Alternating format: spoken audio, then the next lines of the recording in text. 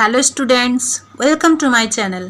আজকে তোমাদেরকে ক্লাস 6-এর ইতিহাসের চতুর্থ অধ্যায় থেকে বাকি প্রশ্ন উত্তরগুলো দেব।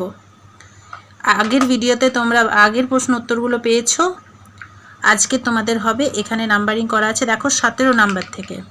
তো চলো শুরু করা যাক। প্রশ্ন হলো, সভা ও সমিতি কি? উত্তর হবে, পরবর্তী বৈদিক যুগে বয়স্ক ব্যক্তিদের নিয়ে গঠিত পরামর্শ পরিষদ ছিল সভা, আর সাধারণ মানুষদের নিয়ে তৈরি হতো সমিতি। এরা রাজাকে শাসন কার্যে সাহায্য করতেন। 18 নম্বর প্রশ্ন, বৈদিক যুগের মানুষ কি ধরনের খাবার খেতেন? উত্তর হবে, বৈদিক যুগের মানুষের প্রধান খাদ্যশস্য ছিল গম, যব ও ধান। তারা দুধ, ঘি, মাছ, মাংস, ডিম, ফলমূল ইত্যাদি খেত। পরের প্রশ্ন, বৈদিক যুগে শিক্ষার ক্ষেত্রে কোন কোন বিষয়ের ওপর গুরুত্ব দেওয়া হতো? উত্তর হবে, বৈদিক যুগে বেদপাঠ, গণিত, ব্যাকরণ ও ভাষা শিক্ষার ওপর জোর দেওয়া হতো। তাছাড়া হাতে কলমে অনেক কিছু সে যুগের ছাত্রদের শিখতে হতো। স্নাতক কাদের বলা হতো? উত্তর হবে, বৈদিক যুগে ছাত্ররা গুরুর কাছ থেকে সাধারণত 12 বছর ধরে শিক্ষা গ্রহণ করত এবং 12 বছর পড়াশোনা শেষ হওয়ার পর সমাবর্তন অনুষ্ঠানের মাধ্যমে ছাত্রদের স্নাতক বলে অভিহিত করা হতো। 21 নম্বর প্রশ্ন, কোন সময়ের মধ্যে বৈদিক সাহিত্য রচিত হয়েছিল? বৈদিক শিক্ষার প্রধান দুটি বিষয় কি কি? প্রশ্নটা হলো, কোন সময়ের মধ্যে বৈদিক সাহিত্য রচিত হয়েছিল? বৈদিক শিক্ষার প্রধান দুটি বিষয় কি কি?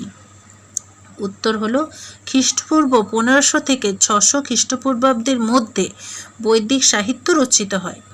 বৈদিক শিক্ষার প্রধান দুটি বিষয় ছিল গুরুগৃহ থেকে শিক্ষালাভ এবং শিক্ষান্তে স্নাতক হওয়া। পরের প্রশ্ন, বৈদিক যুগে কিভাবে গুরু দক্ষিণা দেওয়া হতো? প্রশ্ন হলো, বৈদিক যুগে কিভাবে গুরু দক্ষিণা দেওয়া হতো? উত্তর হবে, বৈদিক যুগে স্নাতক হওয়ার পর গুরুগৃহ ছেড়ে চলে যাওয়ার আগে ছাত্ররা তাদের গুরুকে সাধ্যমতো গুরু দক্ষিণা দিত। এছাড়া গুরু দক্ষিণা হিসেবে শিষ্য বা ছাত্ররা গুরুগৃহের যাবতীয় কাজ করত। ঠিক আছে। পরের প্রশ্ন, তুমি কি মনে করো বৈদিক যুগে লোহার প্রচলন ছিল? ঋগ্বৈদিক যুগে লোহার ব্যবহার নিয়ে নিশ্চিত কিছু বলা যায় না, তবে ঋগ্বেদে উল্লেখিত অয়স শব্দের ব্যবহার থেকে অনেকে অনুমান করেন যে এ যুগে লোহার প্রচলন ছিল।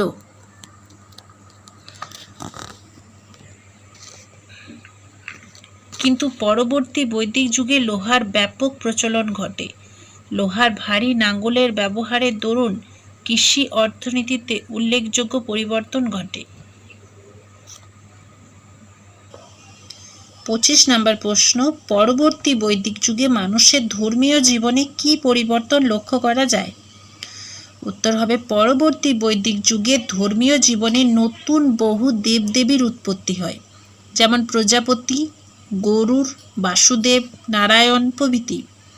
এ যুগে রুদ্র ও বিষ্ণুর গুরুত্ব বৃদ্ধি পায়, পুরোহিতদের মর্যাদা বৃদ্ধি পায় এবং যাগযজ্ঞের গুরুত্ব বাড়ে। নতুন 6টি পুরোহিত শ্রেণীর উদ্ভব ঘটে। এ যুগে জন্মান্তরবাদ, কর্মফলবাদ ও জড়বাদী তত্ত্বের উদ্ভব ঘটে। কোন সময়কালকে ঋগ্বৈদিক যুগ ও পরবর্তী বৈদিক যুগ ধরা হয়? উত্তর হবে, খ্রিস্টপূর্ব 1500 থেকে 1000 খ্রিস্টপূর্বাব্দ পর্যন্ত ঋগ্বৈদিক যুগের সময়কাল ধরা হয়। 2 নম্বর, 1000 থেকে 600 খ্রিস্টপূর্ব পর্যন্ত সময়কে পরবর্তী বৈদিক যুগের সময়কাল ধরা হয়। 1000 থেকে 600 খ্রিস্টপূর্বাব্দ পূর্ব সময়কে পরবর্তী বৈদিক যুগের সময়কাল ধরা হয়। 27 নম্বর প্রশ্ন, বৈদিক যুগের বিভিন্ন আমলা ও রাজকর্মচারীদের নাম লেখো।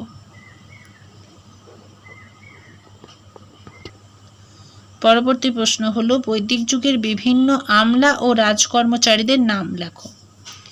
তৈত্তিরীয় ব্রাহ্মণে 10 জন আমলার রত্ন নাম উল্লেখ আছে, যেমন অক্ষবাপ, ক্ষত্রি, গ্রামণী, ভাগদুধ, সুত প্রভৃতি বিভিন্ন রাজকর্মচারী ছিলেন শতপতি, অধ্যক্ষ, বিচারক, ব্যবহারিক, স্থপতি, যুক্ত প্রভৃতি। এ যুগে সভা ও সমিতির উপস্থিতি ছিল। আজ এই পর্যন্তই থাক।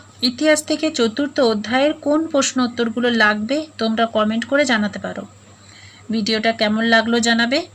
ভালো লেগে থাকলে চ্যানেলটাকে অবশ্যই সাবস্ক্রাইব করবে, একটা লাইক অবশ্যই করবে। ওকে, টাটা।